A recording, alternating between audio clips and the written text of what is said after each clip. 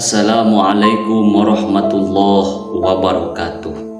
Sahabat sosial media dimanapun Anda berada yang saya hormati, pemuda harus mempunyai akhlakul karimah, akhlak yang baik, moral yang baik, tutur bahasa yang baik, bahkan tingkah laku yang baik. Karena apa? Karena bisa memajunya suatu daerah, bisa makmurnya satu daerah, bahkan satu negara tergantung oleh pemuda. Sebagaimana kata Nabi menjelaskan, Subhanul yaum rijalul god, pemuda hari ini adalah pemimpin di masa yang akan datang.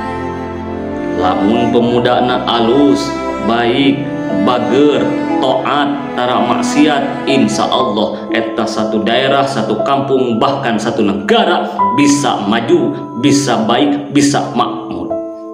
Tapi tong ngaharepkeun lamun pemuda nak hancur, lamun pemuda nak rajet, tukang mabok, tukang bobok, tukang tarok, tukang merosotkeun tali anrok, tukang culak colok kana liang ceuli, tong ngaharepkeun hiji daerah, hiji kampung bisa maju, bisa makmur, balik dah bakal hancur. Makanya pemuda harus bisa jadi cerminan untuk orang banyak.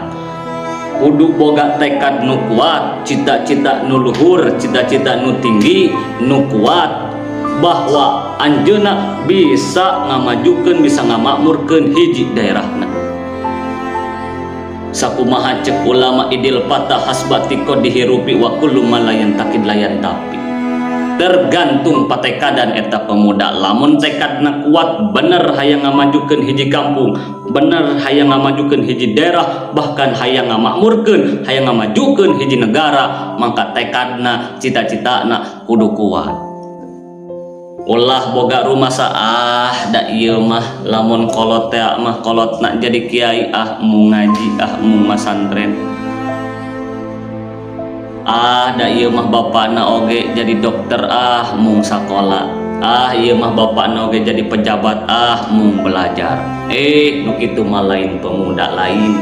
Sabab pemuda mah cek Sayyidina Ali mengatakan, laisal fata man qala abi wa ummi wa jaddi wa pami. Bukan pemuda yang selalu bilang ini adalah bapakku, ini adalah ibuku, ini adalah pamanku, dan ini adalah kakekku. Jadi lain agul keturunan, lain teu agul keturunan. Pemuda